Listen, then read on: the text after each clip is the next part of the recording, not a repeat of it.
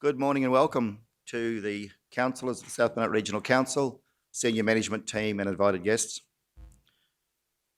It's with much pleasure that I will now open the meeting dated today, the 29th of April 2020. There is no leave of absence, so we'll move on over to you. We could thank you very much, Pastor Lyle Slinger, for being with us today. We'd be most grateful if you would share with us the opening prayer. Thank you.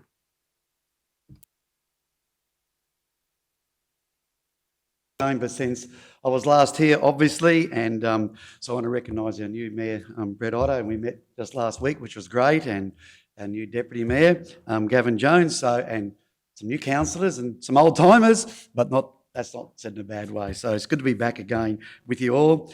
And for those who don't know, I'm Pastor Lyle Slinger, and I pastor the church on the way out towards Cumbria, Church in the Marketplace.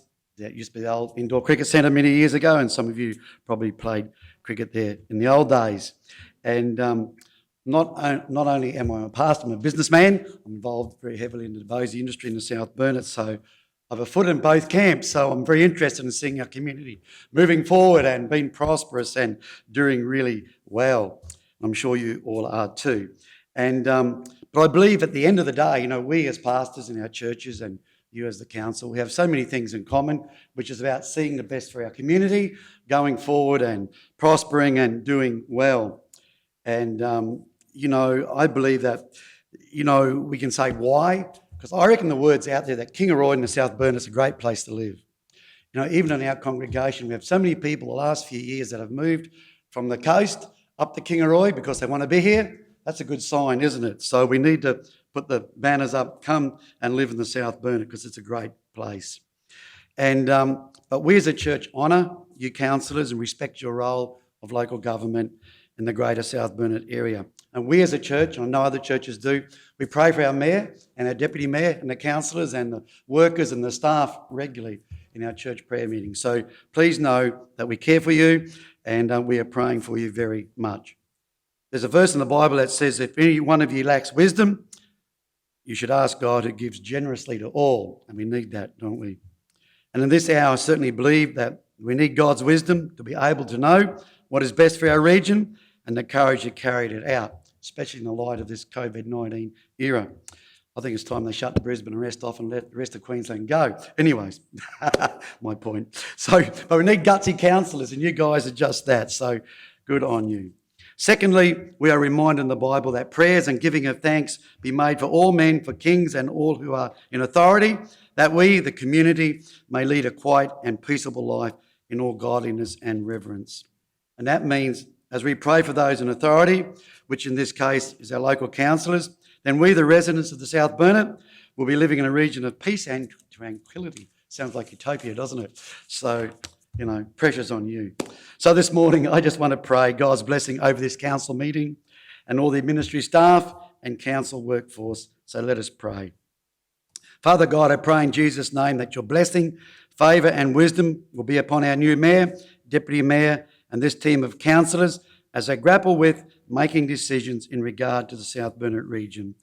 I pray that they will provide good governance for this region and that this region will prosper and further develop under their hand of stewardship and leadership. I also pray for all the ministry staff and the council workforce. We pray especially for safety for the workforce as they are out and about on our roads carrying out various activities. I ask your blessing today over these council proceedings, especially now as it's a new season, a new time and new councillors in together. We pray, Lord, for your blessing over it, that things will flow unanimously and that there will always be an atmosphere of cooperation and working together in this chamber for the good of our community. We ask these things in the name of Jesus. Amen. So God bless you and have a great day. Thank you. Thank you, Pastor Lyle, and God bless you. I would also like to, on behalf of council, acknowledge the work that your church undertakes under your leadership and thank you for that on behalf of the community. Thank you.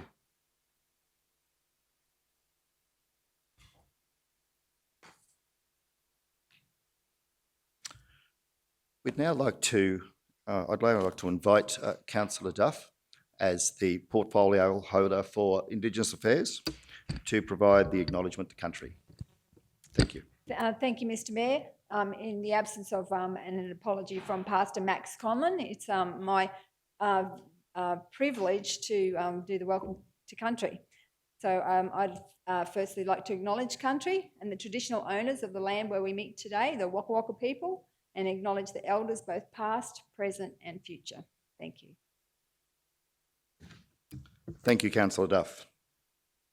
Moving on with the proceedings of the meeting to item 3 on the agenda, item 3.1, confirmation of the minutes of the previous meeting, being the meeting held on Wednesday, the 18th of March 2020.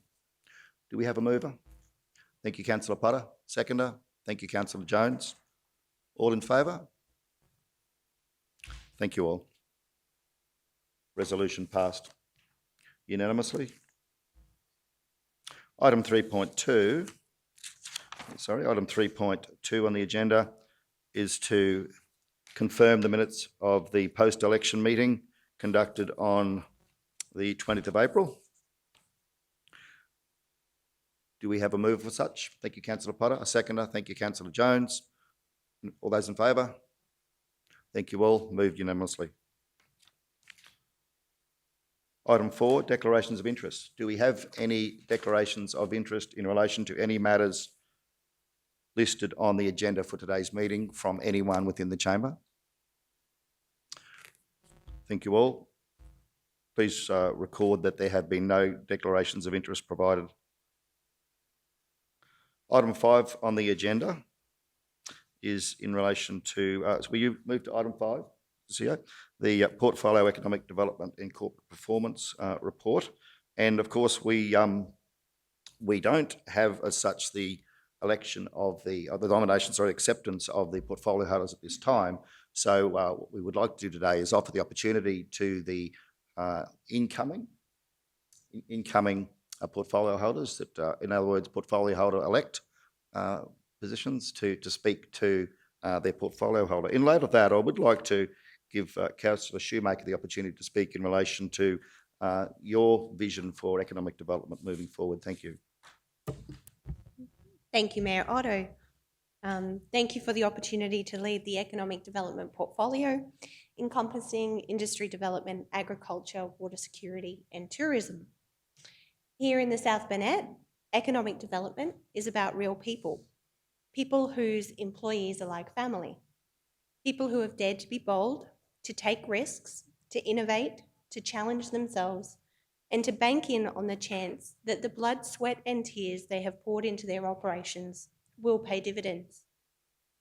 Every business, regardless of its size, from the backyard micro businesses, the small mum and dad operations, the growing medium-sized businesses, and the large-scale enterprises all underpin the strength of our economy. We must work together across all levels of government, industry and private sector to build on our regional strengths, leverage what we have, question what could be, and make the most of every opportunity. Building that bridge to the other side of COVID-19 will not be easy, and while some businesses are finding ways to adapt or have experienced increases in demand, there are many who face continued challenges and uncertainty.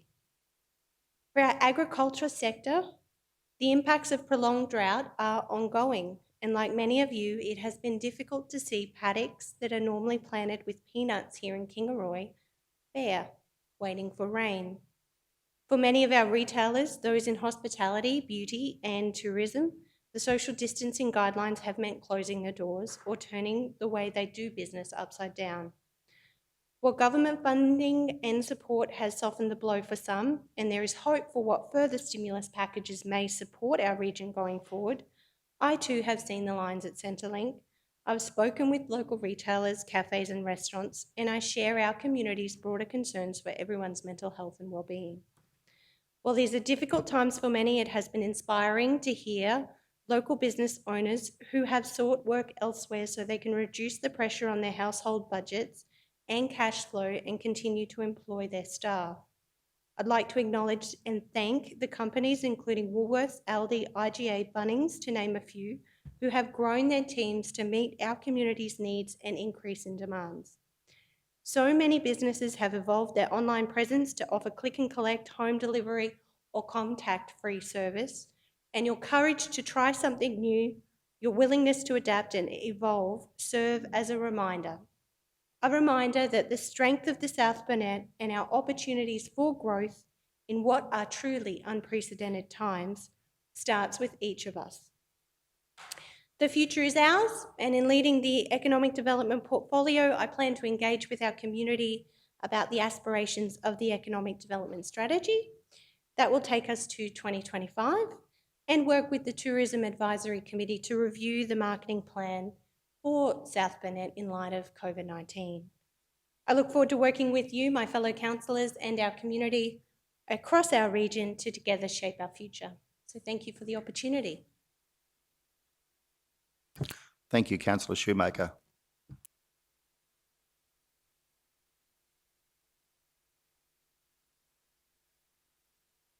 Could we have someone move to receive Councillor Shoemaker's statement? Thank you, Councillor Froloff. A seconder. Thank you, Councillor Duff. Those in favour? Move unanimously. Thank you all. We'll now move on to item 5.2.1 on the agenda, which is the officer's report in relation to the Economic Development 2020 Marketing Plan. The South Burnett 2020 Marketing Plan is closely aligned to Tourism and Events Queensland's Marketing Plan. The South Burnett 2020 Marketing Plan is a key initiative of the South Burnett Tourism Advisory Committee, and the officer's recommendation is that Council accept the South Burnett 2020 Marketing Plan. Do we have any response to that? If I can, Mr. Mayor, I'd just like to speak to that one. I've had a chat.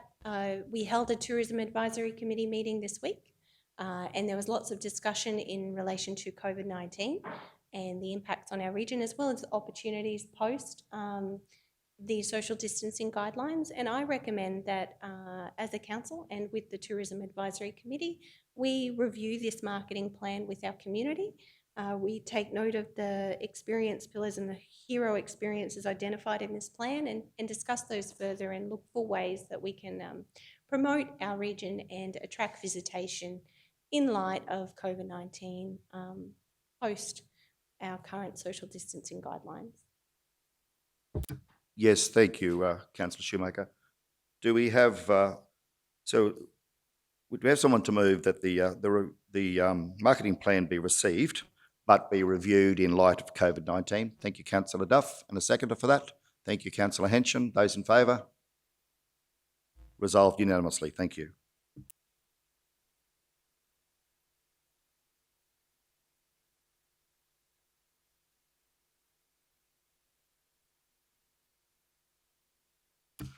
We'll now move on to item 5.3.1 on the agenda, which is the adoption of the portfolio representative policy, as shown at page 41.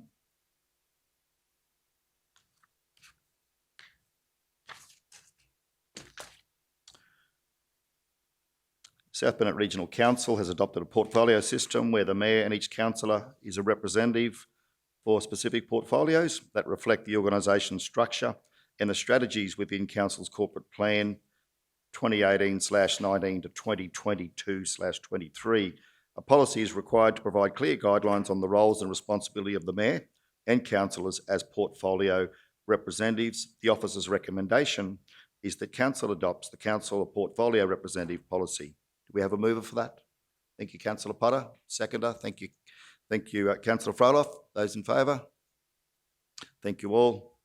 The motion is moved and accepted, passed unanimously. Thank you all.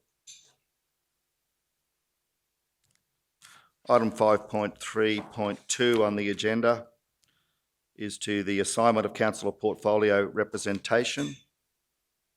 That is shown at page 46. South Burnett Regional Council adopted a portfolio system where the Mayor and each councillor has been assigned as a portfolio representative for a specific portfolio.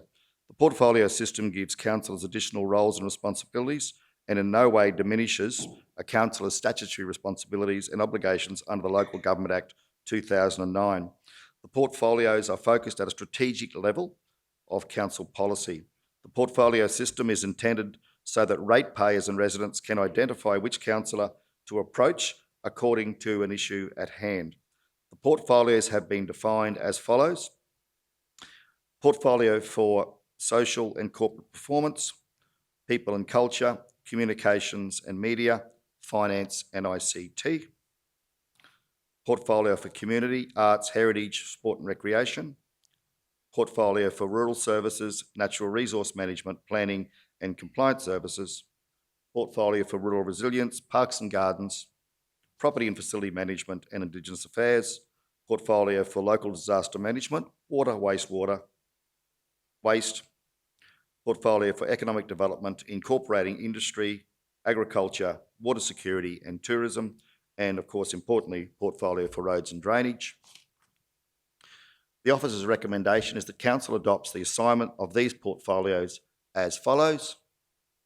For the first portfolio, incorporating social and corporate performance, people and culture, communications, media, finance and ICT, to Mayor Brett Otto. Rural resilience, parks and gardens, property and facilities, Indigenous affairs, to Councillor Kathy Duff. Community arts, heritage, sport and recreation, to Councillor Anita Potter. Local disaster management, waste, water, wastewater and waste, to Councillor Ros Froloff. Economic development, incorporating industry, agriculture, water security and tourism, to Councillor Kirsty Shoemaker. Rural services, natural resource management, planning and compliance services, to Councillor Scott Henshin. And roads and drainage, to Deputy Mayor and Councillor Gavin Jones. Do we have a mover for the motion? Good, thank you, Councillor Duff. And a seconder? Thank you, Councillor Potter. Those in favour? Resolution passed unanimously. Thank you all. Moving on then to item 5.3.3, the appointment of councillor representatives on council committees and other organisations. This can be found at page 49. The Chief Executive Officer is seeking the appointment of the Mayor and councillors to various council committees and as representatives to external organisations, associations and other bodies. The appointments have been predominantly aligned with councillor portfolios. The officer's recommendation is that the following councillors be appointed as the councillor representatives to council committees and other organisations as listed below. There is quite a comprehensive list here. It is shown, it is documented there and publicly available. Do we have a mover for the motion that those be accepted? Yep. Thank you, Councillor Henshin. A seconder. Thank you, Councillor Froloff. Those in favour? Resolution passed unanimously. Thank you all. Item 5.3.4 is to the election of the Local Government Association of Queensland's Executive District Representative and can be found at page 52. The Local Government Association of Queensland is seeking nominations for the election of the Association's Executive District Representatives for 2020 to 2024 to represent Wide Bay and Burnett, Division Number 3. Nominations closing at 5 p.m. on Friday the 1st of May 2020. It is the officer's recommendation that Council nominate Mayor Brett Otto to the Local Government Association of Queensland for the Executive Director Representatives for 2020 to 2024 to represent Wide Bay and Burnett District, and delegate Mayor Brett Otto and Deputy Mayor Gavin Jones to vote on behalf of South Burnett Regional Council at the Local Government Association of Queensland executive elections in June 2020. Do we have a mover? Thank you, Councillor Duff. A seconder? Thank you, Councillor Potter. Those in favour? Thank you all. Resolution passed unanimously. Item 5.3.5 is in relation to expenses reimbursement policy for councillors, can be found at page 55. Under Section 250 of the Local Government Regulation 2012, a local government is required to adopt a mayor and councillor expenses reimbursement policy to deal with the reimbursement of reasonable expenses and the provision of facilities to councillors in their roles as elected representatives. The expenses reimbursement policy for councillors must also be consistent with the 5 local government principles under section 4(2) of the Local Government Act 2009 and meet the financial sustainability criteria under section 104 of the Act. This policy is to be regularly reviewed as part of Council's commitment to good governance. It is the officer's recommendation that Council adopt the expenses reimbursement policy for councillors. Do we have a mover? Thank you, Councillor Froloff. Seconder. Thank you, Councillor Jones. Those in favour? Resolution passed unanimously. Thank you all. Moving on to item 5.3.6, Councillor Code of Conduct Policy, can be found at page 63. The Local Government Act 2009 provides a regulatory framework for the adoption and enforcement of a Councillor Code of Conduct in Queensland. By adhering to the behaviours set out within the Code of Conduct for Councillors in Queensland and the South Burnett Regional Council Councillor Code of Conduct Policy, councillors will increase public confidence in local government and council decisions. The policy sets out the principles and standards of behaviour expected of the Mayor and councillors when carrying out their roles, responsibility and obligations as elected representatives for their communities. The officer's recommendation is that Council adopt the Councillor Code of Conduct Policy. Do we have a mover for that? Thank you, Councillor Potter. Seconder. Thank you, Councillor Jones. Those in favour? Resolution passed unanimously. Thank you all. Item 5.3.7, adoption of acceptable request guidelines at 68. Under section 170A of the Local Government Act 2009, the Chief Executive Officer is required to prepare acceptable request guidelines that set out the procedure that the Mayor and councillors must follow when requesting help or advice from council employees. Acceptable request guidelines policy for South Burnett Regional Council are based on both the requirements of the Local Government Act 2009 and best practice guidelines developed by the Local Government Association of Queensland. The acceptable request guidelines policy is to be regularly reviewed as part of Council's commitment to good governance. It is the officer's recommendation that Council adopt the acceptable request guidelines policy. Do we have a mover? Yes, thank you, Councillor Potter. Seconder. Thank you, Councillor Duff. Those in favour? Resolution passed unanimously. Thank you all. Item 5.3.8 on the agenda, the annual operational plan, implementation of the third water progress report at 79.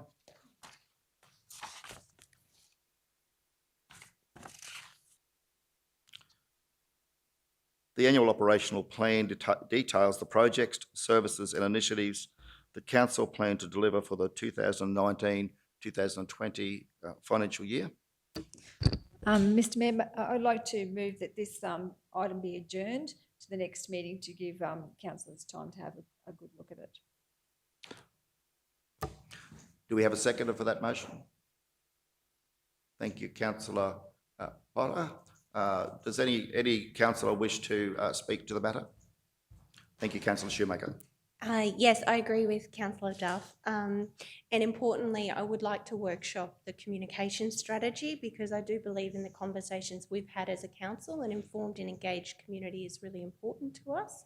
And I would like to see that be part of the workshop and the review that's undertaken, that we do spend some time in the way in which we are going to engage with our community going forward. Thank you, Councillor Shoemaker. Do we have any other councillors who would like to speak to the matter? Councillor Duff, would you like to reply? No, Mr Mayor, I'll just wait for the vote. Thank you. Mr Mayor, the only, just seeking the intent of the resolution, this is a report on activities that have already been undertaken, not report going forward.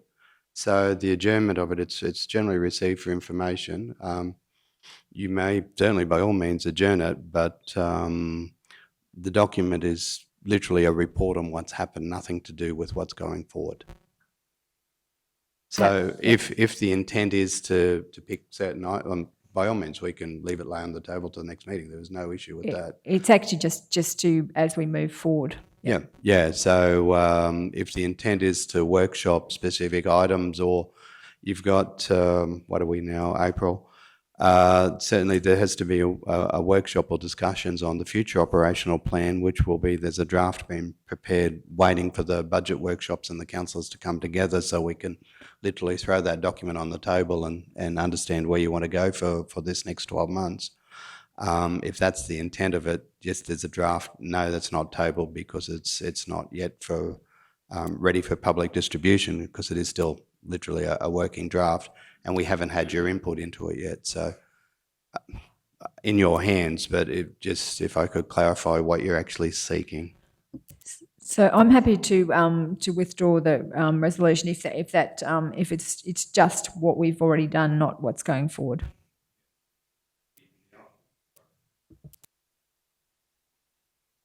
There we go. Learning to work the buttons. This one is up until 31st March, just a backwards-looking report for information. So there is no action comes from it. It's part of the statutory requirement to report every quarter on what's been done. As discussions that we've already had, operational plan and some of these things have been minimalist, for want of a better word, and I don't mean that in a negative way. They've just been kept very brief. Very much looking forward to Council's direction about where you want to go with these things going forward. Yes, Councillor Jones. Yeah, thanks, Mr Mayor. I take the councillors' concerns and suggestions on board. I think it's a great idea, but I think we need to leave the resolution as is and move forward because it quite clearly states that it's on work and progress that's already been undertaken. There's nothing gained to leave it sit on the table. So I certainly support the suggestion of workshop and everything else moving forward, but this one, it's done and dusted. We can't do anything about that one. Thank you, Councillor Jones. The officer's recommendation is that Council adopt the annual operational plan 1920, the third quarter progress report relating to the period 1 July 19 to 31 March 2020. Do we have a mover? Thanks, Councillor Jones. Seconder, thank you, Councillor Henson. Those in favour? Resolution passed unanimously. Thank you all. Oh yes, can we please note in the minutes that the motion moved by Councillor Duff has been withdrawn. Second for that? Oh, happy with that? The seconder was happy with that? Yep, good, thank you all. Okay, on to, we're going to continue now through the portfolio. We would normally move into portfolio reports, but of course with the new council being in place, today we're going to give all of the councillors, as we have done to Councillor Shoemaker, the opportunity to provide a councillor's statement in relation to their impending portfolios. So it's with much pleasure that I'll now hand over to Councillor Jones to provide such in relation to roads and drainage. Thank you, Councillor Jones. Thank you, Mayor, for the opportunity to briefly speak. Taking on board Councillor Shoemaker's remarks and passed a slinger this morning that we have to make very good decisions for our community and certainly engage. That's something that I believe that this new team of councillors, led by yourself, is certainly setting a goal to try and achieve. But we've come through some pretty uncertain times in recent times in the South Burnett. We've gone through one of the worst droughts on history. We got a little bit of rain relief early in the year. COVID-19's hit us and we're heading certainly back into dry times in the rural area. So not only does the drought affect the rural people, but it certainly affects the whole region, the residential people, the shops, the businesses and everything else. So that certainly drives home the point that this council can build like the previous term. The council made some very, very difficult decisions in the last 4 years that this council can certainly build from. It's given this council a very good platform to move forward. So again, it certainly drives home again that we have to be very conscious of the effects out there. Also, we have to be very aware that after this COVID-19 and everything else is done, we have to go on as business as usual, and the people of this region in the South Burnett will require service levels, and what level of service we will be able to give with the funding that we have or are able to obtain from state and federal will certainly determine that. So it's going to be a very, very difficult time moving forward in how we come through the other side of this, as Councillor Shoemaker has alluded to, through the building the bridge to the other side of COVID-19. And we had a meeting, I was part of that TAC meeting the other day, and there was very positive talk in that.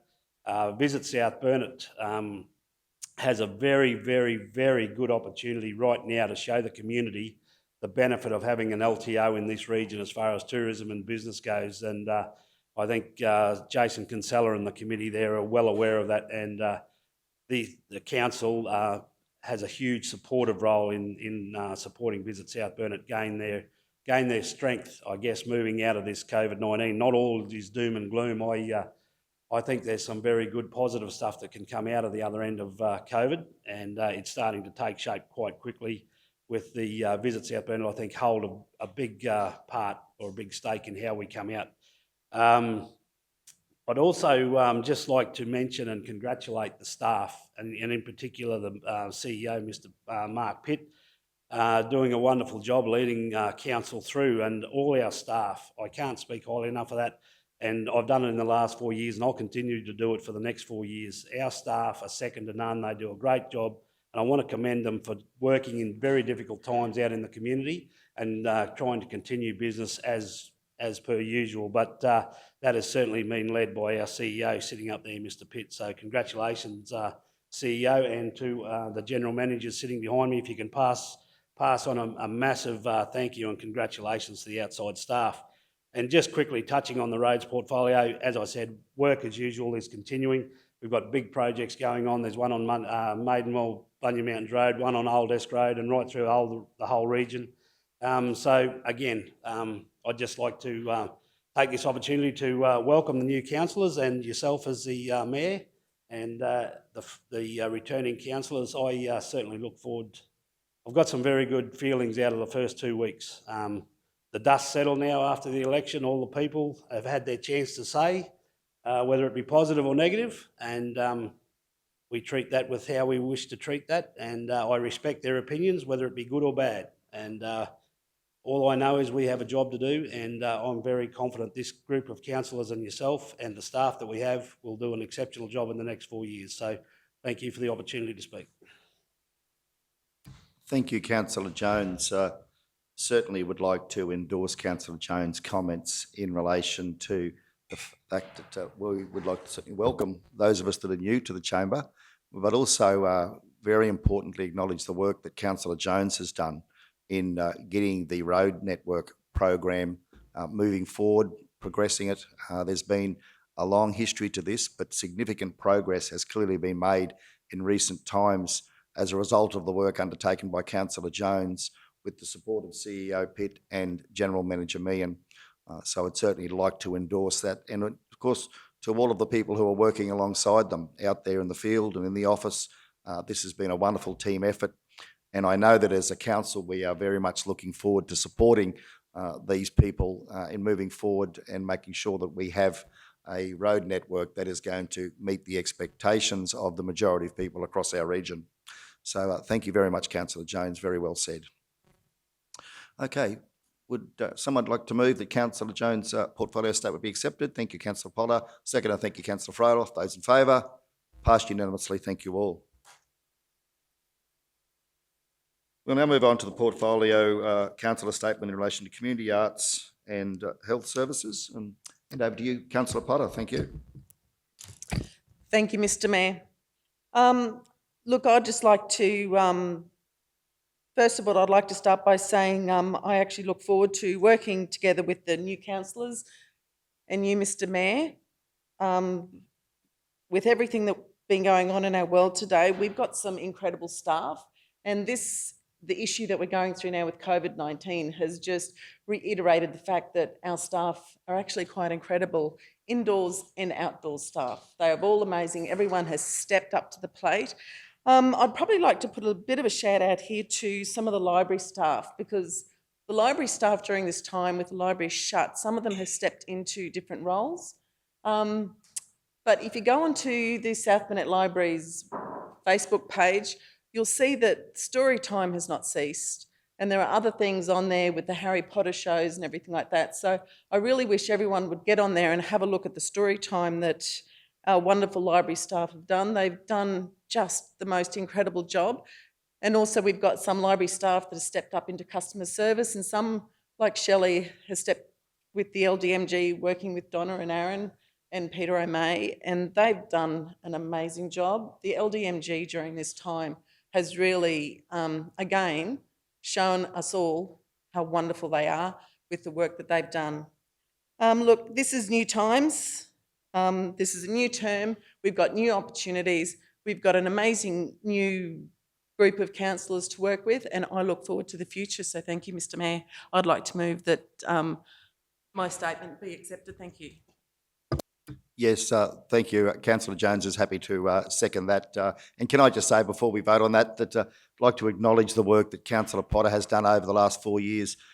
We're very fortunate to have someone who's so passionate about communities, arts, heritage, and now sport and recreation in that chair. And I've no doubt, I think we're all feeling you're going to do another great job and achieve even more. Councillor Jones. Thanks, Mr. Mayor. The reason I laughed when Councillor Potter said that she wanted to make a comment about a library staff, it's the fact that she's so passionate about it, and she will continue to support all her staff.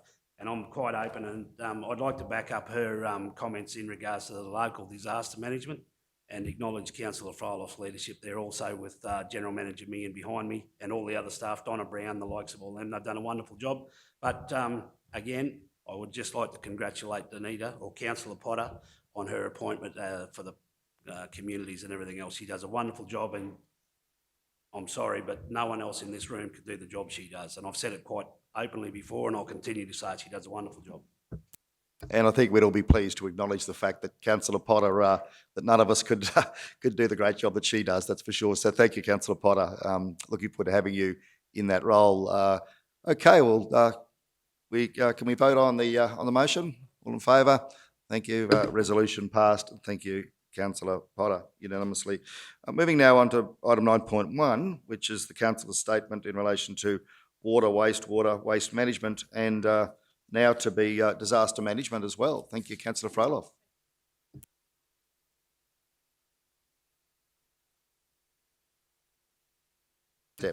Mr. CEO, how would like to deal with this one? That's going to be a portfolio that would held with Councillor Henson. Councillor Henson, you happy to speak to item 8.1, planning and property? Thank you. Thank you, Mr. Mayor. Morning, fellow councillors. How good is this? We have I'll have to get an extension on this microphone. Can you stand up? All right, so I hope everybody can hear and see me. But yes, what a privilege. The portfolios I've taken on board, be it natural resource management, planning, compliance services, rural services. As people know, I'm rural, and I grab these and the opportunity with both hands and really look forward to it. We have to be moving forward, take on the past and what's happened. There's been some wonderful work done in the past by the staff. I've been pleasantly, surprised with the support in the first 2 weeks of us being elected as representatives for our divisions. That's quite humbling, but to be able to come in here and get the support from the staff behind the scenes is really a breath of fresh air, and especially to me. So thank you to the staff behind the scenes. As far as portfolios are concerned, being rural, lucky enough to be experienced in a few of those fields and have a broad knowledge across not only our division, but have done throughout my life through other parts of the country and the state. So I look forward to taking on board past experiences and things that how we've progressed, where we're going and where we want to be. Cannot reiterate enough Councillor Jones and Councillor Shoemaker's statements this morning. When we started our campaigns 3 months ago, I made a statement, the South Burnett's in a position it's never been in before, and that was in the height of a horrific drought. I also made the comment, council's got to start making some decisions they've never made before. Well, there is nothing more relevant than that than where we stand today, because every man, woman and child has had to make decisions they've never made before. I look forward to that. I love challenges, and with the portfolios I've got and with the fellow councillors around me, it has been an absolute honour and a breath of fresh air to be here and take this on board. We will move forward. We're a very resilient bunch, aren't we? So with what we've got in council, and Mr. Mayor, new Mayor, and we've got Kirsty, we're the new kids on the, Councillor Shoemaker, we're the new kids on the block. What you see with me is what you get. So I really look forward to it. And I'd like to move that my statement be accepted with the portfolios that I've received and spoke on this morning. So thank you. Thank you, Councillor Henson. Would anyone else like to speak? Councillor, yeah, second for that, but haven't seconded that. Yeah, thank you, Councillor Shoemaker. I just wanted to say thank you to Councillor Henshin, who I'm struggling not to say Hook. It's been a privilege to get to know you during our campaign. We've spent quite a bit of time together, and I cannot believe that I met you at Burrendown races this time last year, around May, and how far we've come. So I look forward to working with you, and I think you bring a breath of fresh air and a world of knowledge. So thank you for the opportunity. Yes, and I'm sure all councillors will endorse what your kind words. Thank you, Councillor Shoemaker and Councillor Henshin. Do you mind if I respond, Mr Mayor, to that? Yes, And I indeed. just, can I quickly state, just for the record, we didn't know one another from a bar of soap, and we were standing at the Burrendown races and Kirsty in a official role with sponsorship there, and many people would be aware I'm heavily involved in the Burrendown races, and what a wonderful event that is, along with many others in the Burnett. But certainly not a word was mentioned about, perhaps in 12 months' time, here we are in council chambers, sitting opposite one another, and yeah, what a privilege. So thanks, Councillor Shoemaker. Yes, thank you, Councillor Henshin, and everyone certainly knows that Councillor Henshin has got not just a passion for, but a very, very strong connection to and a significant history in the rural sector. We are a rural community. And have an economy that's based on agriculture. I just think it's a wonderful, you're a wonderful addition to the chamber. So thank you, Councillor Henshin.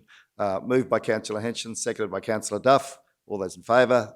Thank you. Councillor Henshin's statement is passed unanimously. Okay, now to 9.1 on the agenda, and I'll hand over to Councillor Froloff to speak to portfolio of water, wastewater and waste management. Thank you. Thank you, Mayor. First of all, I'd like to congratulate you, Mr Mayor, on becoming the new Mayor, and the new councillors, Councillor Henshin and Councillor Shoemaker, and also my fellow councillors from last term, Councillor Duff, Councillor Jones and Councillor Potter. I am really pleased to have my water, wastewater and waste management portfolios back, because I believe that in the last term we've come a long way in replacing a lot of old infrastructure around the Burnett area region. With the water, we have a lot of ageing pipework and ageing things in the South Burnett which need to be repaired, fixed, replaced, and I have got a fantastic bunch behind me as General Manager Aaron Meehan and Manager Tim Lowe in the water, and also General Manager Peter O'May and Manager Craig Patch for the waste.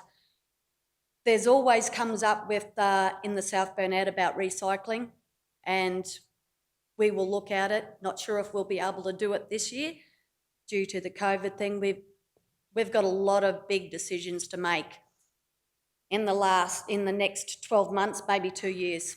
We don't know how long this is going to go. So I'm privileged to have my portfolios back, but I'm also honoured to be the chair of the Local Disaster Management Committee, and to be told last week by the District Manager of Gympie that our local disaster management group is one of a kind, and the work that they've done behind the scenes, I've just got to take my hat off to the staff, just not here, but all outside and behind the desks that are working hard with all these agencies. And to prove that we've done a good job, we've only had 2 confirmed cases of COVID-19 in the South Burnett. So that is a big feather in the South Burnett, not just for the workers, but for the whole community to get that far. And I think it's fantastic, and we've got to move on, and we will get over it. As my saying is, we're all in this together, and together we'll get through this. So I'd just like to say thank you. Yes, thank you, Councillor Froloff. If I could have the liberty of just speaking in response, coming into council, it's been I've been buoyed by the good stories that I'm hearing, and not from within council, but from independent third-party organisations, and clearly the work that's being done at the Kingaroy treatment plant, state-of-the-art plant that is now receiving, and many people out there in the community who are watching this broadcast may not be aware that the staff out there, facility is state-of-the-art. It is recognised nationally and internationally, and indeed we've been made aware that we've got engineers coming from overseas to see the facility and to effectively, for want of a better term, pick the brains of our local fellows who have been involved in putting that in place. So we've got some really high quality technical staff involved here, done a wonderful job. And of course, the work that's been undertaken in relation to the water supply infrastructure in Kingaroy is ongoing, and acknowledge and thank Councillor Froloff for the work in that space, and General Manager Meehan as well for a wonderful effort. There's a lot more work to do, as there is with roads, but the community can rest assured that we have a good team who are very committed to working hard in this space. Also, in relation to local disaster management, it was certainly very pleasing to hear the district coordinator speak so highly of the local disaster management group's work over recent months with what is an unprecedented disaster, one that isn't written into the manual. The local disaster management plan talks about pandemics, but doesn't say much more. And there's no rule book on how to handle this. You guys have done a tremendous job. Certainly, thank you very much. And I think we're very, very blessed to have Councillor Froloff and indeed Councillor Potter involved in leading that organisation. And can I also acknowledge the work of General Manager Meehan and also General Manager O'May in both the disaster management and the disaster recovery work that they've both undertaken in supporting the people throughout our region. The results that you're seeing and will continue to see in our response to this are the result of the work that they've undertaken, supported by the wonderful staff that we have here on council, who have been flexible, who have readjusted, who have had to acclimatise to a new environment, who have had to be redirected into new roles, particularly library staff and others, and they've done an absolutely tremendous job. So congratulations to all involved. You've been a real shining light for our region. Okay, well, thank you, Councillor Froloff. You'll move that your statement be accepted. We have a seconder. Thank you, Councillor Duff. Those in favour? Thank you all. Resolution passed unanimously. We'll now move on to item 9.2.1 on the agenda, which is to water and sewerage declared service areas. Council is to declare the water supply and sewerage service areas and provide that declaration to the regulator, the Department of Natural Resources, Mines and Energy, within 1 year after commencement of the bill. Council has already declared some of the service areas for water supply and sewerage pursuant to Section 94 of the Local Government Act 2009 and Section 99 of the Local Government Regulation 2012 for setting of wastewater utility charges and setting of water utility charges. Declared service areas are defined in Schedule A of the Revenue Statement for each financial year. There is one additional water supply, Yalacool, and two additional sewerage schemes that are currently not declared, these being Boondooma Dam and Yalacool. Maps of the declared service areas are to be published as soon as practicable after the direct declaration, showing the boundaries of the service areas and the service providers' infrastructure.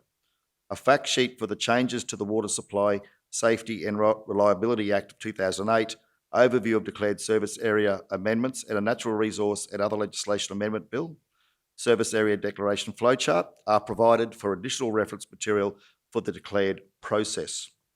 The office's recommendation is that Council declare the additional water supply and sewerage service areas as follows, and that Council, as registered service provider number 491, is responsible for the provision of the services within these areas, including the operation and maintenance of the water and sewerage infrastructure that provide these services. Potable water supply service area, Yalacool water supply service area. Extent of the service area is in accordance with the maps showing the water service area at Yalacool.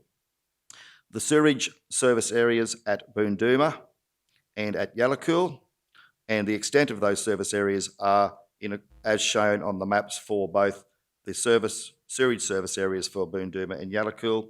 In addition, it is recommended that Council adopt the current boundary extents for the declared water supply and sewerage service areas for the 2021 financial year as provided in the attached report, Development of Water Service Areas and Sewerage Service Areas Morris Water 2020 and subsequent maps of the service areas as follows.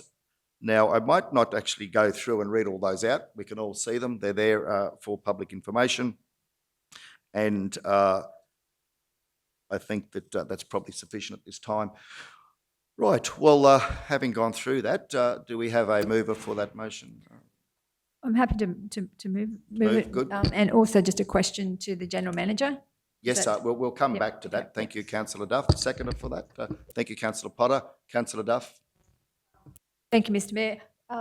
General Manager Meehan, I've just, I've had, as you would know, historically been asked to extend the Proston Rural Water Scheme, and sometimes I think there's been an odd occasion where we have been able to actually allow someone else onto that scheme. So is that still, once we've adopted this particular mapping, is that still an option if there is, you know, someone outside that mapped area wanting to get onto that scheme? Yeah, thank you, Councillor. Through you, Mr. Mayor. To answer your question, Councillor, the report here relates to the adoption of those scheme areas. The Morris Water report was done in line with the new MIP program, so we thought it best that Council have those new maps redone so that the information is accurate and you can plan for that.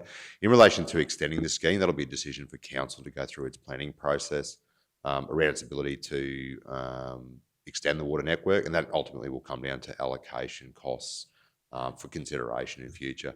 Council, through its strategic planning, through its op plan and those things, in the coming year or so, we'll have the opportunity to look at some options that are available, whether that's possible or not, or what mechanisms Council might want to put in place to assess those applications, if that makes sense, Councillor. Happy to discuss it further off, yeah. if you wish.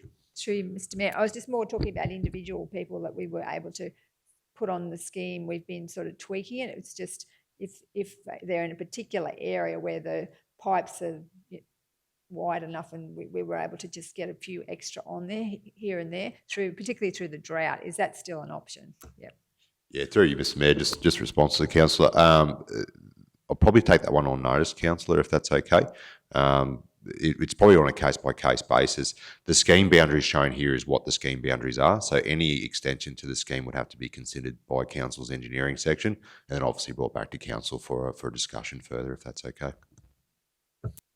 Thank you, General Manager Meehan. Right, well, we have the motion at hand. Those in favour? Thank you all. Motion resolved unanimously. Okay, we'll now move on to item 9.2.2, which is the South Burnett Regional Council Customer Service Standards in relation to water and wastewater 5-year review. That can be found at 147. The Water Supply Safety and Reliability Act of 2008 requires Council to establish and publish customer service standards and key performance indicators for water and wastewater services. As part of meeting the legislative requirements, Council is required to publish a document detailing its customer service standards for consultation and public comment. Council uploaded a draft version of the South Burnett Regional Council Customer Service Standards Water and Wastewater for community consultation on Council's website between 17 December 2019 and 3 March 2020 and asked for feedback from the community. A media release was also released to alert the public to the draft service standards and was published on Council's website and Facebook page on 20 December 2020. No feedback or comments for the South Burnett Regional Council Customer Service Standards Water and Wastewater was received. Council officers have therefore reviewed the customer service standards and updated where required to meet any legislative changes that have occurred over the past 5 years. The South Burnett Regional Council Customer Service Standards Water and Wastewater are submitted for Council adoption. It is the officer's recommendation that the South Burnett Regional Council Customer Service Standards for Water and Wastewater be adopted. Do we have a mover? Thank you, Councillor Froloff. A seconder. Thank you, Councillor Potter. There's no comment. Those in favour? Thank you all. Resolution has been passed unanimously. Moving on now to item 10.1, which is the councillor's statement in relation to the portfolio.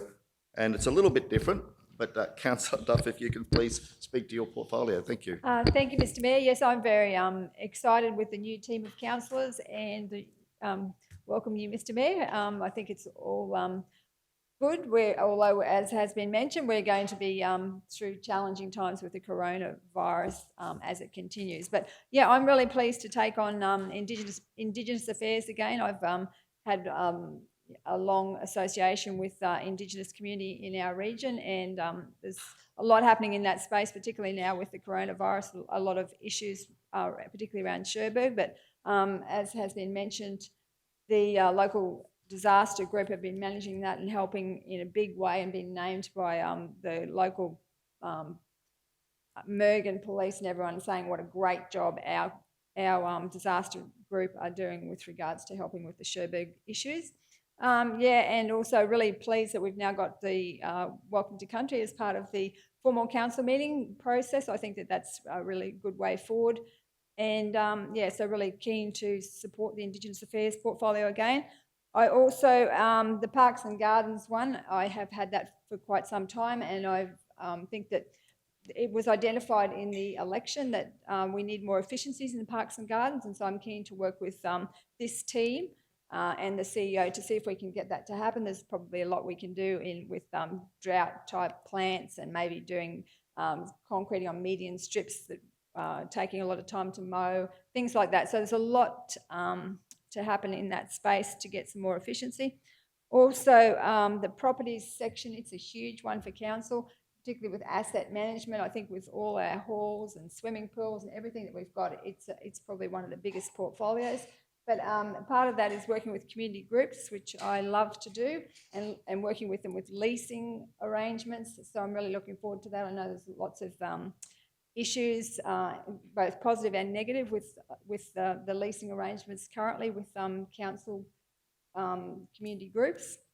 But yeah, I think challenging times, particularly with, like, we've got Ringsfield House. I'm keen to work with Councillor Froloff on that one, and just different ways we can probably manage our halls. And maybe we've got a lot of halls that are council controlled. Maybe we could lease them out to community groups. So there's lots of things we can do. So really excited to be part of that particular portfolio. And the final one, which I'm really keen to get my teeth into, is the rural resilience. And I'm really, really pleased that we've now got rural resilience and also rural services, as well as agriculture, in the economic development section, because we are an agricultural region. So it's just fantastic that we've got 3 councillors dedicated to part of their portfolios to support the rural area. I'm looking forward to working with Councillor Henson, because he and I are both very much rural councillors. I've got on a property that's been in our family for over 100 years, and right out in the far northwest boundary of the region. So pretty much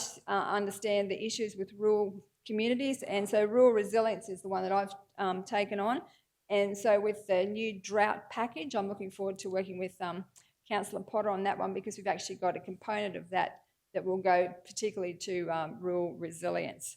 So just keen to work with this team. I think we've got a fantastic team, and looking forward to an exciting but challenging 4 years. Thank you.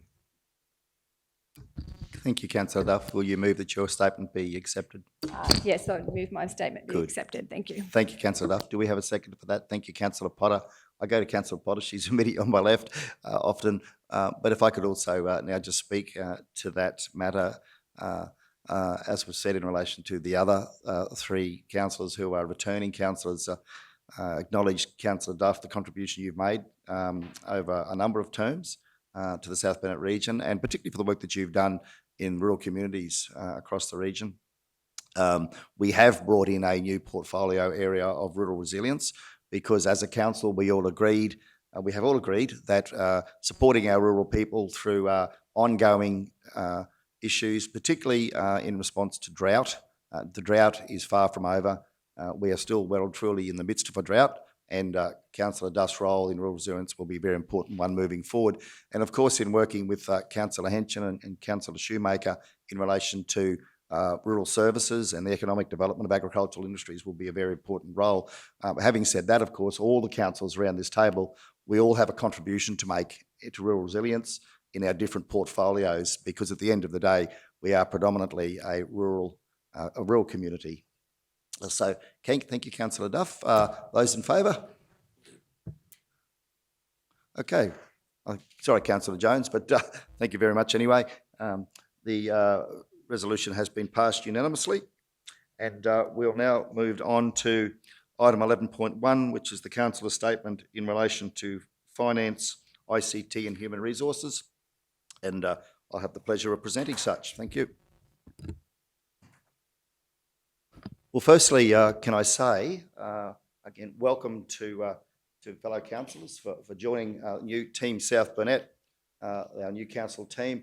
I really feel that we do have a wonderful balance in our new team of experience with returning councillors and energy and passion that comes with the new councillors complementing that wealth of experience that we do have.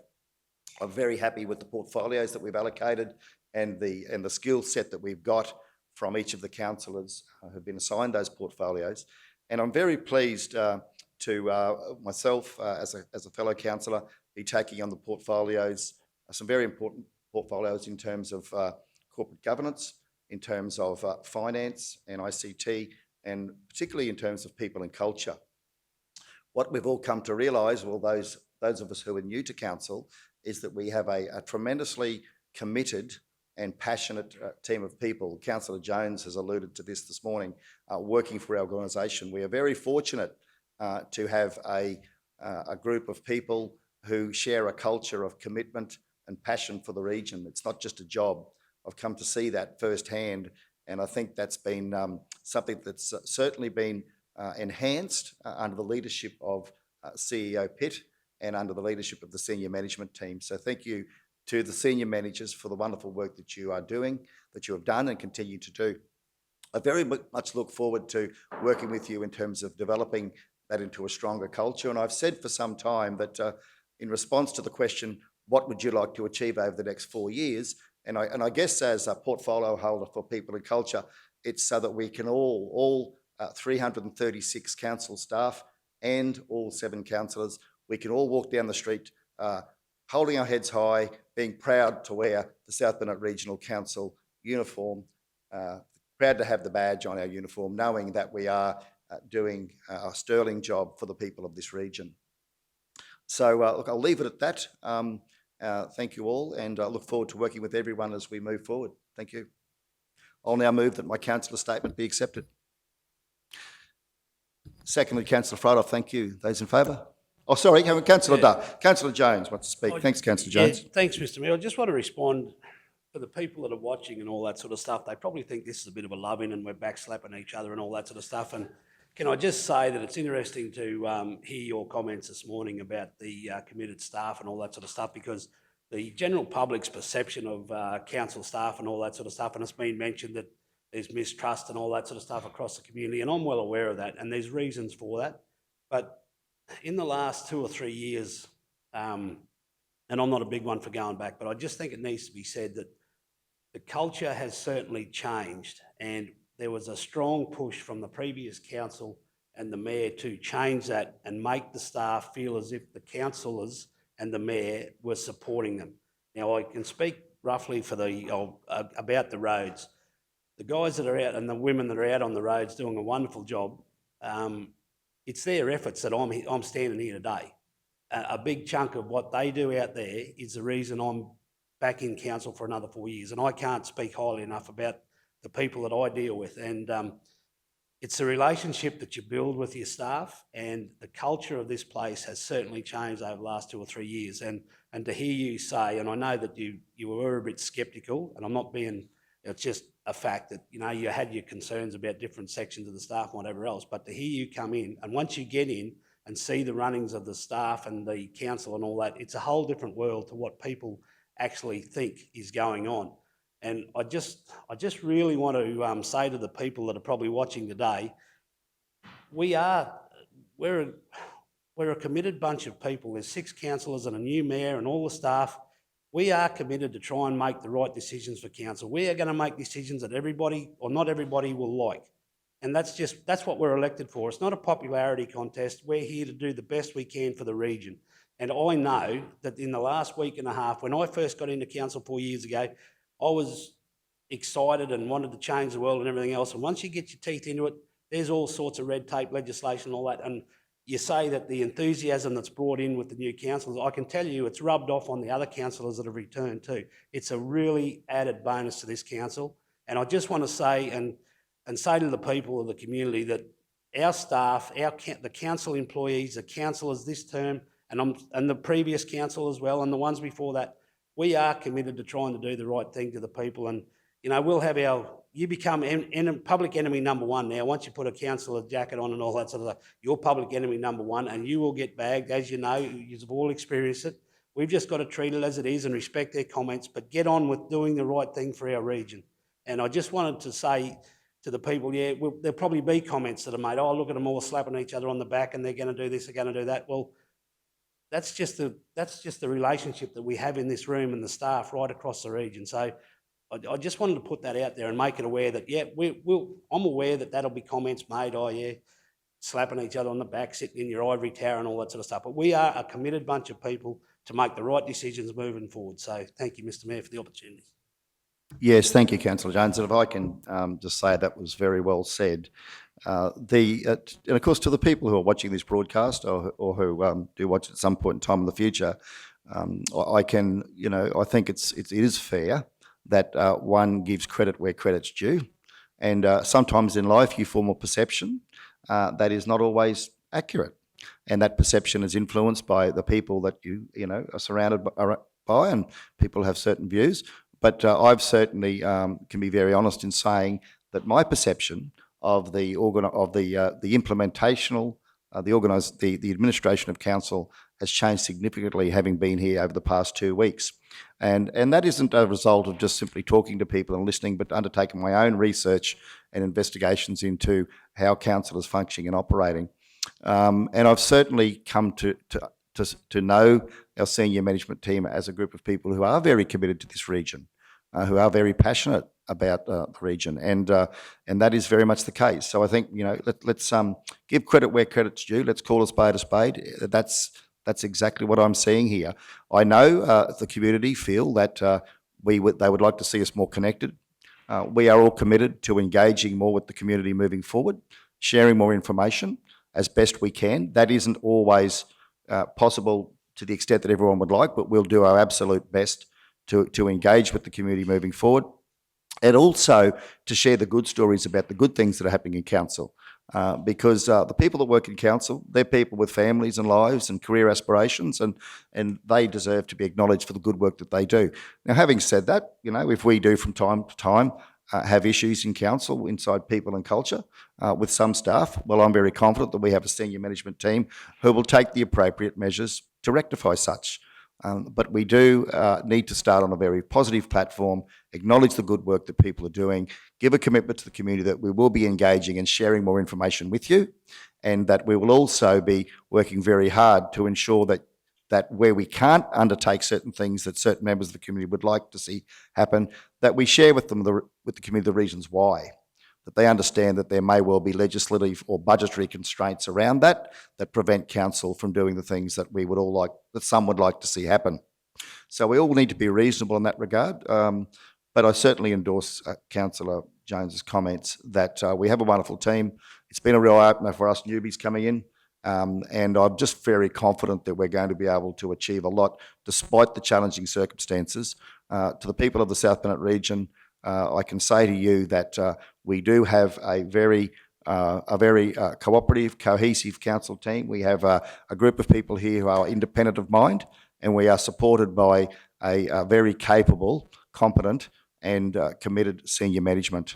And that provides the ingredients for what I believe will be a successful next 4 years. Thank you. Okay, thank you very much. Have we passed that one through? Yes, we have.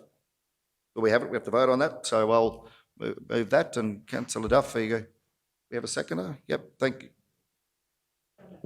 Oh, we just got to vote. Okay. I'm still settling in. So to everyone watching, as you can see, I'm still a little bit rusty. Not so much nervous, but a bit rusty. So all in favour of accepting the councillor statement, thank you, accepted unanimously. Right. Okay, on to item 11.2.1, which is the monthly financial report, including the third quarter review of the 1920 operating and capital budgets, found at 200. And go to there. So the matter is as to the monthly financial report, as I said, the third quarter review of 1920 operating capital budgets. And the following information provided here is as to Council's position as at 31 March 2020. This includes a review of the 1920 budget undertaken as at 31 March 2020. The amended operational budget results in a net operating deficit of $3,949,095. Changes to the capital budget, result in an increase of $3,198,682, bringing the total available budget up to $37,405,240. It is the officer's recommendation that in accordance with Section 204 of the Local Government Regulation 2012, the monthly financial report, including capital works, road maintenance, expenditure and works for Queensland as at 31 March 2020 be received and noted. That in accordance with Section 173 of the Local Government Regulation 2012, the revised 1920 operational and capital finance budgets be adopted. Okay, Mr. Chair, am I able to move a procedural resolution? You are, or call from the floor, whichever you prefer. Yes, could I call for a floor on this matter? Yes, Mr. Mayor, I'd like to move a procedural resolution that we adjourn this until the next meeting to give the new councillors time to have a look at the whole budget. There's a lot in there, and I just think because we've got some new councillors that we need to have more time, and I'd like to put it on the table until the next council meeting. Do we have a seconder for that motion?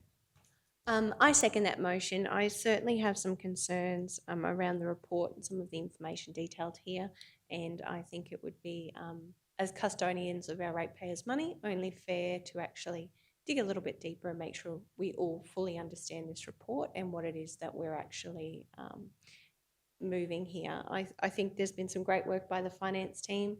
I certainly understand there are a number of legacy issues in this space. And yeah, I would definitely appreciate the opportunity to work with you through this report. Yes, thank you, Councillor Shoemaker. I'll now open the matter to the floor for those who'd like to speak for or against. Mr. Mayor, may I just, the procedural resolution is fine. There certainly is, the report's presented to this meeting because it's the first meeting past caretaker. I might just tinker with the wording a little bit before it's passed, so that it's represented to the May general meeting, Linnell, if we may. And yes, no, there is a lot in the report. Spoken to the general manager involved, and we would be very happy to workshop it with all councillors. Yes, thank you, CEO Pitt. And can I say that in terms of the detail on this, attached in this report, there are some significant issues that need to be addressed. Some of the matters are consequential as to COVID-19 and the impact that's had on the capacity for council to raise revenue, as well as additional costs that have arisen as a result of such. So in light of the current situation with COVID-19, I would like to speak for the motion as being a sensible approach in relation to this. Okay, so those in favour? Thank you all. The procedural motion that the report be accepted and the matter be adjourned until the May general meeting has been passed unanimously. Thank you.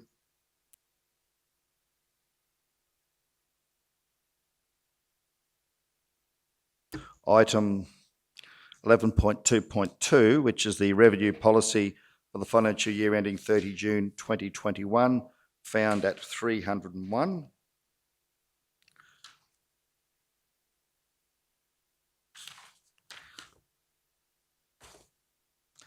Section 193 of the Local Government Regulation 2012 requires the local government to adopt a revenue policy for each financial year. The revenue policy must include 1, details of the principles that council intends to apply for levying rates and charges, granting concessions for rates and charges, recovering overdue rates and charges, and cost recovery methods. 2, if the local government intends to grant concessions for rates and charges, the purpose for the concessions, and 3, the extent to which physical and social infrastructure costs for new development are to be funded by charges for the development. The policy has been prepared having regard to the current legislation and information provided by council during rating workshops that have been conducted over the past months. It is the officer's recommendation that in accordance with section 193 of the Local Government Regulation 2012, the following revenue policy for the year ending 30 June 2021 be adopted. Do we have a mover for such? Thank you, Councillor Potter, and a seconder. Thank you, Councillor Duff. Does any councillor wish to speak to the matter? Okay, those in favour? Sorry, Mr. Mayor. Yes, I'm Councillor just, Shoemaker. wondering, are there any significant changes to this policy from the previous policy that new councillors should be aware of? Like, it looks, General Manager, no, it looks straightforward, but I just wanted to confirm and check. Yep. Yes, so the response there is that the policy has had no significant or material changes at this point in time, and so we will vote on such. All those in favour? Resolution passed unanimously. Thank you all. Item 11.2.3 on the agenda says to the fees and charges schedule at page 308. Each year the council considers the level of fees and charges. The fees and charges schedule attached includes both the regulatory fees and commercial charges. Section 97.2 of the Local Government Act 2009 provides example of a cost recovery fee / regulatory fee. A cost recovery fee is a fee for an application for the issue of renewal, a licence, permit, registration or other approval under a local government act, being an application fee, recording a change of ownership of land, giving information kept under a local government act, seizing property or animals under a local government act, the performance of another responsibility imposed on local government under the Building Act or the Plumbing and Drainage Act. A commercial fee is a fee for service that council provides. However, the services could also be sourced from another provider. In the case of cost recovery fee / regulatory fees, the Act also states that a cost recovery fee must not be more than the cost to the local government of taking action for which the fee is charged. The fees and charges in the attached schedule are consistent with the 1920 schedule, which reflects a 0% increase. The charges for 2021 financial year reflect council's appetite for financial stimulus to the South Burnett community. The fees and charges from the 1920 budget was $3.8 million, and as at 31 March 2020, council had received $3,341,997 in fees and charges. Traditionally, a 2% increase has been applied annually in line with the budget adoption. Recognising a 0% increase attracts a reduction in revenue of $76,000. To support this stimulus initiative, all prepaid hall bonds have been refunded, and the intention is to review the decision in 6 months. As per section 98.1 of the Local Government Act 2009, South Burnett Regional Council maintains a register of cost recovery fees.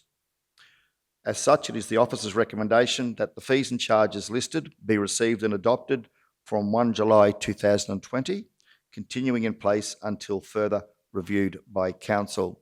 Do we have a mover for the motion? Thank you, Councillor Duff. A seconder. Thank you, Councillor Froloff. Thank you, Councillor Jones. Yeah, thanks, Mr. Mayor. Just through you to the CEO, are we correct? I know that it says there'll be no increase in fees and charges, but some people may have adjustments on their rates notice, or will it, so as the last rates notice to the rates notice moving forward, some people will see adjustments or whatever? Could you please explain that? Would be happy to. Slightly different space. This one's in your commercial and regulatory fees as per the schedule, not on the rates charges. So this one won't show up on a rates charge.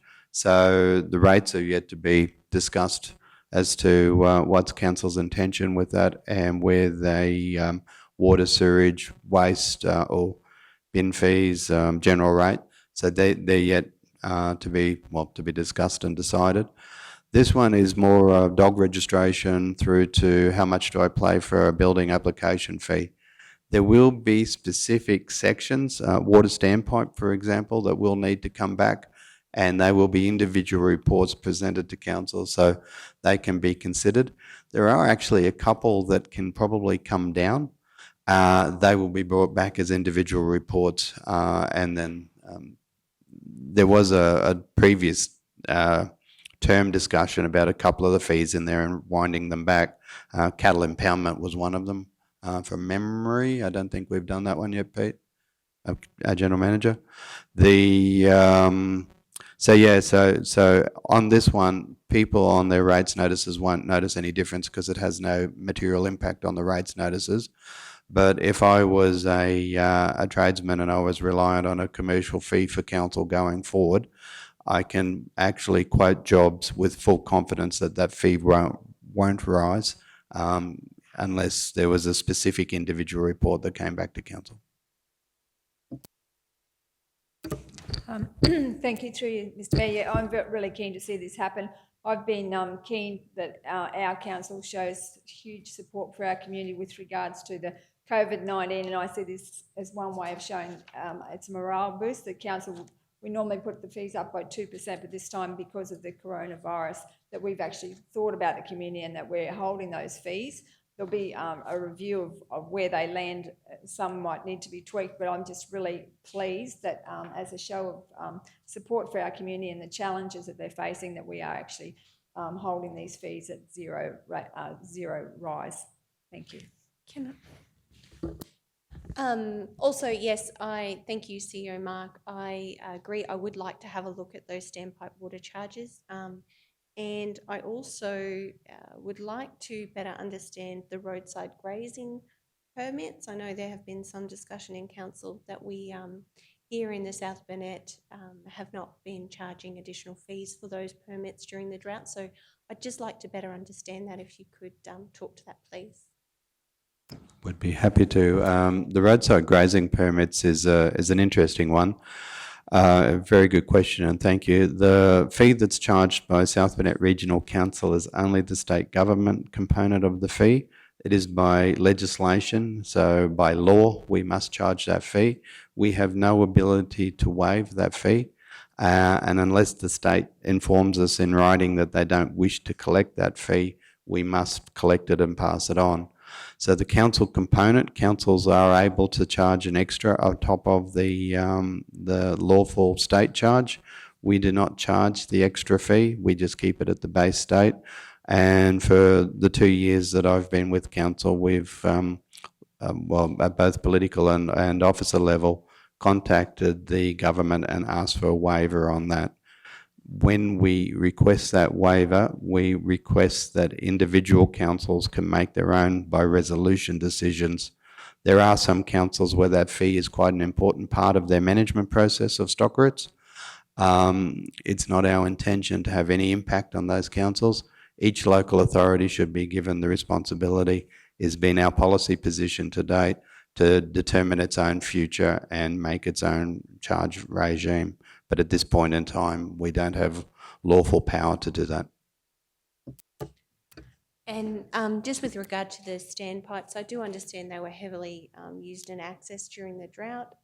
I have had some contact from a number of landholders around those, and I guess I just want to make sure, I do understand there was some vandalism last year with those standpipes, and just want to ensure that the charges that we are actually charging for the water at the standpipe, that it is, whilst it does support our community through times of need, that it is used for the right intentions. And yes, I'd welcome any comments about that. Thank you, Councillor. Again, it'll be its own report. You were correct. We did have a degree of difficulty with individuals probably not acting in the best behaviour. We have actually it's probably a topic that we could bring particularly with new councillors, the level of vandalism across a range of facilities is an actual real cost to this organisation and the community. But yeah, the standpipes will be brought back as their own report. There's a fair bit in it, and it will be quite a substantive report and review. Yeah, through you, Mr Mayor. Just in response to the councillor's comments there in regards to the standpipe, I just want to assure the councillor that the previous council had numerous conversations in regard to the charges that we were charging on the water standpipe.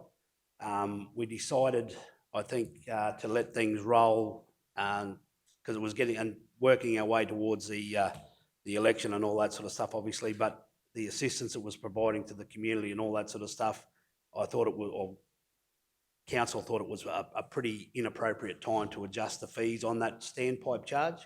I totally agree that those charges need to be reviewed because, in fairness to all people that are paying rates and water charges, those fees unfortunately need to be lifted up to a suitable and fair and equitable charge across the region. So that situation has certainly been discussed previously with the council and Councillor Fryloff leading the charge there in her section of water.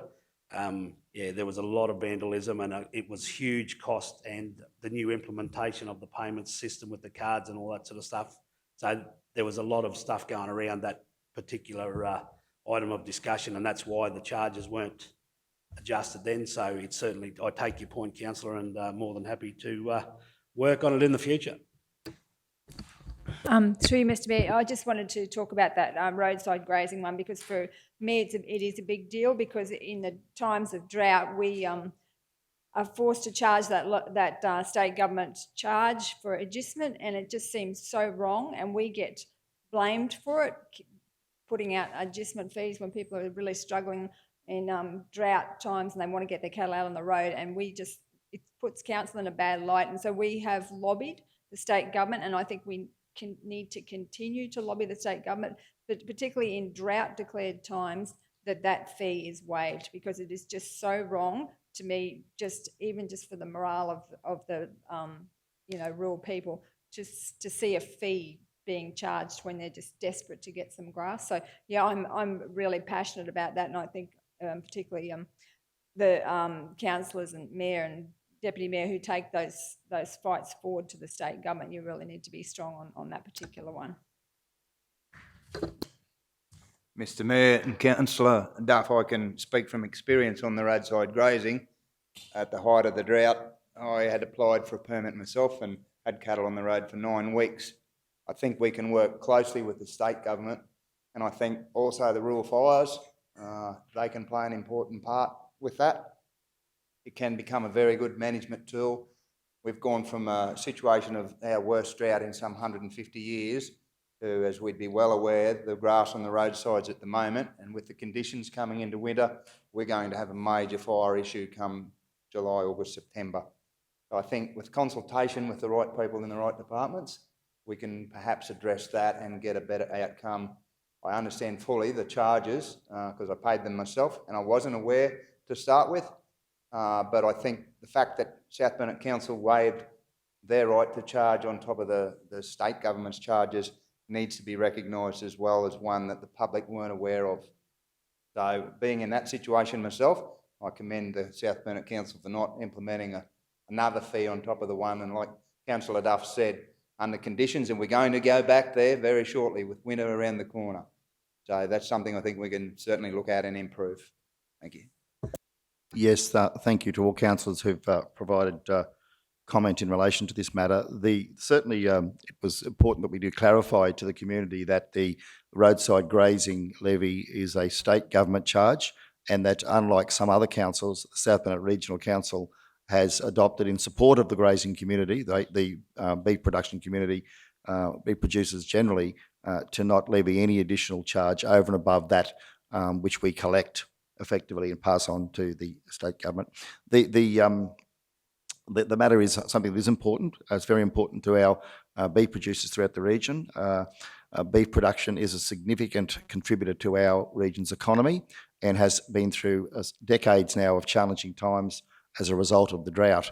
That being the case, I think it is incumbent upon us as a council to appropriately represent those people in the economy who are struggling, and this is another impost on them that we need to make representation to the state government on, because as Councillor Henson has rightly pointed out, it helps manage the fuel. That is obviously a fire risk. We've had recent bushfires, and certainly makes our job easier in terms of managing the roadside, the grass on the roadside. So some very good points made there. It's important to note that the resolution here does provide for, in relation to these fees and charges, does provide the opportunity for council to review such from time to time as we see appropriate. So should there be a need to perhaps, in response to community concerns or where there's a significant community benefit to amending the fees, the rates and fees, the fees and charges schedule, they're not rates, so they are in fact independent fees and charges, then we can do so at any point in time in the future. Right, so we've had a conversation on that. All those in favour? Thank you all. The resolution is passed unanimously. Right, we're progressing quite well. Is the chamber happy to continue? We're now moving on to a few final matters. The next one being 11.2.4, sale of land for overdue rates. An update on such in relation to the auction held on the 19th of November 2019, and details of which can be found at 363.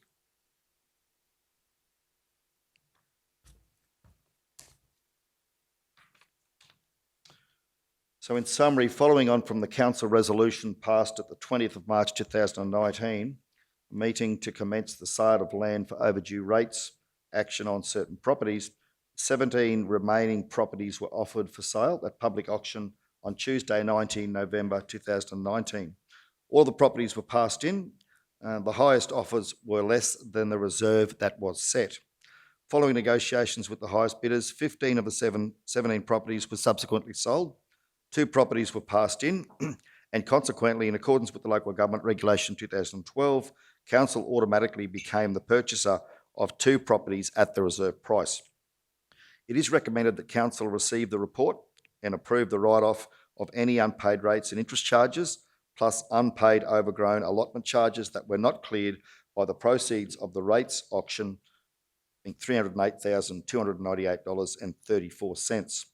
It is the officer's recommendation that this report be received and that Council approve a write-off to the value of $306,047.87 in unpaid rates and interest charges, plus the $2,250.47 in unpaid overgrown allotment charges that were not cleared by the proceeds of the rates auction.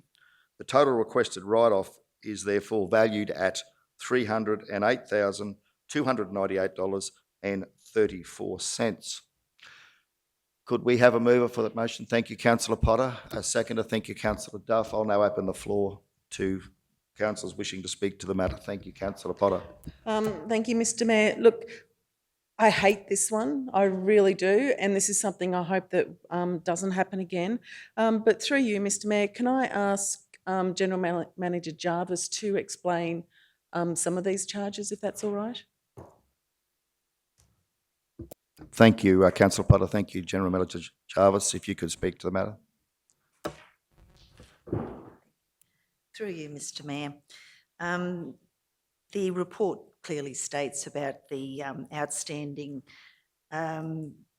allocations of land. So what has happened is that a review was done on the overdue rates. Several properties, or 17, were identified, with a total of the rates arrears were within total plus other charges was $597,943.84. Now, out of that total amount, $289,645.50 was recovered. However, the write-off amount there is requested is $308,298.34. Now, these rates had not been recovered for over 6 years with no sense of recovery. So it was passed by council in, I think, March of 2019 to proceed with the sale of this land. When it was sold, we incurred a land tax of around, and the exact figure, it was $107,000 that hadn't been budgeted for. So hence, the net effect on council there is, which will affect our, sorry, the two were passed in, but I'll just tell you the net effect, which will affect our balance sheet. But all in all, we have amended our policy in future. So the net effect is $48,897.48, and that will reflect there on our balance sheet. We have instructed our staff to amend our policy with regards to recovering rates, and to also do a search for any land tax prior to the sale, but that would not have changed the circumstances of the sale of these rates. So as it is now, we are closely monitoring all the rates, overdue rates, and we will certainly be proceeding. It's not a nice thing to sell somebody's properties up, but obviously we have a duty of care for our ratepayers and council to be more vigilant and keep our eye in future on any of these overdue rates. Does that answer your question, Councillor Potter? Thank you.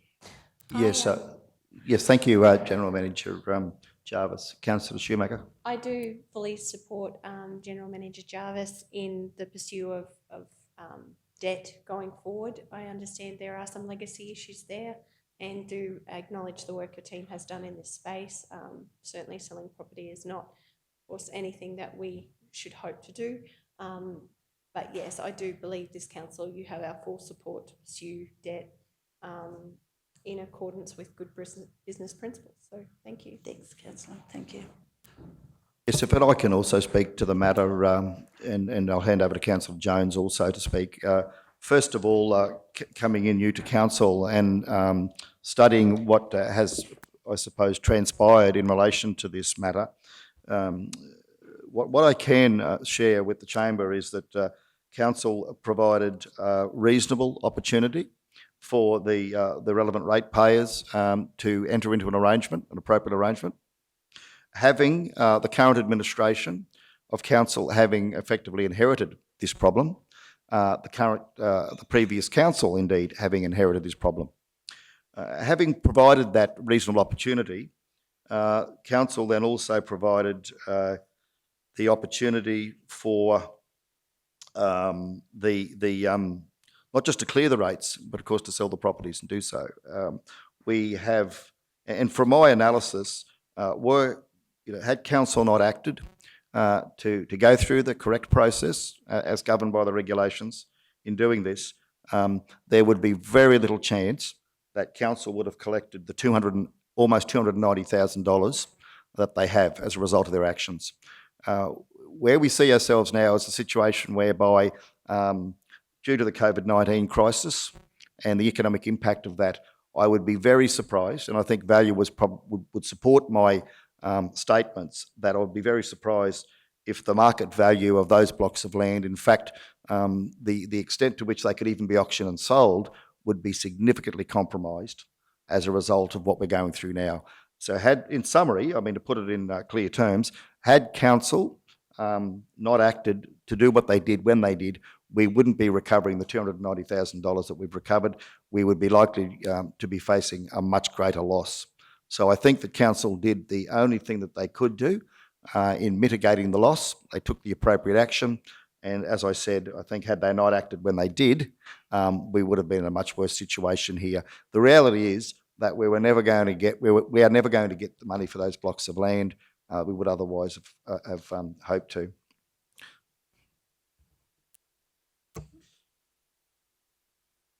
Yeah, thank you, Mr. Mayor. This Councillor Potter's remarks, where this is one she doesn't like, this is one that doesn't sit well with anybody in the council, and I fully support what you've just said. And General Manager Jarvis, our net effect on our bottom line going into budget talks will be $48,000. It could have been a whole lot worse. This is a prime example of public perception will frown upon council because we didn't do anything and all this sort of stuff, let it go on for too long and all the rest of it. And I fully commend your comments, Mr Mayor, that council done what they did, and if they hadn't have done what they did when they did, we would have been in a lot worse position. So, yeah, this is just another classic example very early in our term that it won't sit too well with the general public, but all actions have been taken to have the best outcome for our ratepayers. The other thing I want to mention is that Councillor Shoemaker's comments on Councillor Jarvis's section chasing money. We had this discussion late in last term, and we fully support right down to even chasing $500. Some people say, oh, it's going to cost you more than that to get it out, but it will set a precedent that we're just, you know, when it comes to banks, insurances, all that sort of stuff, we're the same sort of thing. We're just easy targets, easy access. We get the complaints and all that sort of stuff. When they ring people up in insurances and all that, either you pay or you don't get it. And in fairness, look, and don't think I'm being harsh or don't understand the difficulties in the community. I totally get it. But in fairness to our ratepayer base, we have to be consistent and try and get all funds outstanding so that we're not relying on the people that do pay their rates and can afford it to carry the burden. So this is a very tough one, no matter what you do with rates and how you adjust it or try and fix problems or address an issue in a certain community area, you will always have a roll-on effect into another one. You'll never win with rates, and this is just an unfortunate thing. And I do commend our staff for doing what they've done, and yeah, fully support into the future that we chase anything that's owing to us to set a precedent. Don't give up on a $500 debt or anything like that. So, yeah, so thanks for your comments, Mr. Smith. Yes, thank you, Councillor Jones. If I can just reiterate that you know, we have certainly, this council has made a clear commitment in recent days and given a strong, I suppose, indication of support to our finance team that in the interests of the council finances as custodians of ratepayers' money, and in the interests of equity, pursuit of equity and fairness for all ratepayers, that we will be supporting our finance team in pursuing outstanding debts that sit on our books, whether it be $50 or $5,000, and that we will be certainly using the powers that are provided to us to make sure that in future any rates that are overdue are pursued appropriately. You know, where we have properties, rates that are in arrears for in excess of 3 years, we do have the legal capacity to then act on those, and ultimately, unfortunately, in some cases, we'll have to sell the land to recover such. But I think we're in a much better place now in terms of being positioned to actively pursue those debts and ensure that this doesn't happen again. It is an issue that has hung over, that this current council and the previous council have had to deal with, and I commend the council for doing so, because as I said, let's be very clear, you would be foolish to think that we would get the $290,000 that we got if we had have let this go any longer, particularly now knowing what we know about COVID-19. If we're in a position where we had to try and sell that land this year, under the current economic circumstances, I would be very, very surprised if we got anywhere near the $290,000. So, you know, the people that made the decision to do this, last council, have effectively, I think, saved the community a lot of money, because that $290,000 would not now be in the bank. Councillor Jones. Yeah, just a quick one, Mr Mayor. Just to finish off, I just want to acknowledge the finance section are not toe cutters. They will go, they have hardship policies, they are willing to work out payment plans, all that sort of stuff. So we don't just stick them on and chase them down and anything like that. Once they catch them, they're quite happy to work with them, and we totally get the hardship that's going on in our community, especially rural areas and all that sort of stuff. And, you know, we are a very low socio-economic area, so our staff do take all that into account, and it's not just a matter of chase them down, get it and sell them up. They do a wonderful job trying to work out payment plans and all other options. So I just want to make that clear as well. Yes, Councillor Jones, it's very important that everyone does understand that council does have a hardship policy, and that where ratepayers are unable to meet their commitments our finance staff have always been and will continue to be open to having those conversations and putting in place the necessary arrangements. Let's be clear that these sorts of actions where we have to go in and auction up land is a last port of call. It's something that council doesn't want to have to do. It's not a pleasant process. It is a costly and time-consuming process for council, and we would much prefer that ratepayers seek to enter into payment arrangements and work with our council finance team to come to a resolution.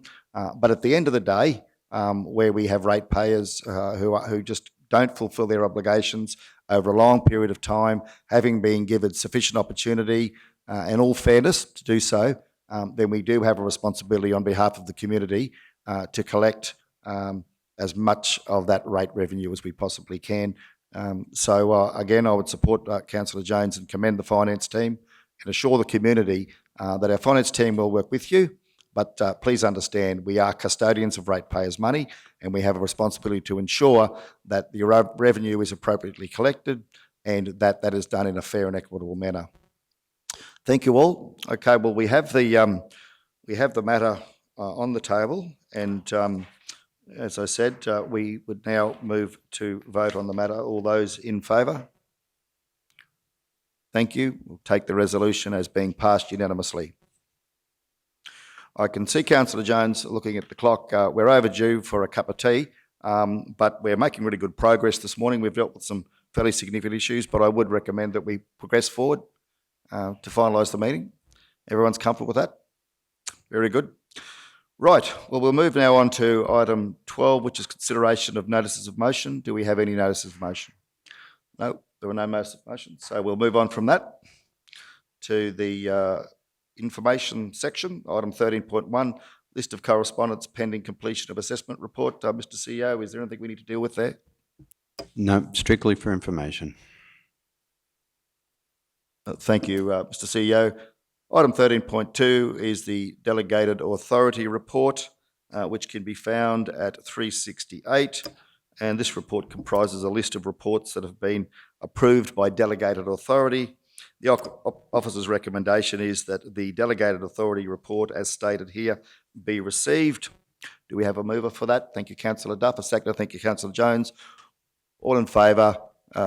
Yes, resolution passed unanimously. Thank you all. Sorry, my apologies, Mr. Mayor, misunderstood. We just need to receive that first one as well for information. Sorry, my mistake. We need to receive that as such, that correspondence. Yes, all in favour? Thank you. Passed unanimously that the correspondence be received. Oh, sorry, second, moved by Councillor Potter, seconded by Councillor Duff, resolved unanimously that the correspondence be received. Thank you all. The delegation authority report resolution has been passed unanimously also. Thank you. And we don't today have any confidential matters as such. So that being the case, I will now, do I need to move that the meeting be closed, Mr. CEO? Or I'll simply close the meeting. Thank you all to fellow councillors, to CEO, to staff for your attendance. And we'll look forward to our next ordinary meeting, which I believe is on the third Wednesday of May.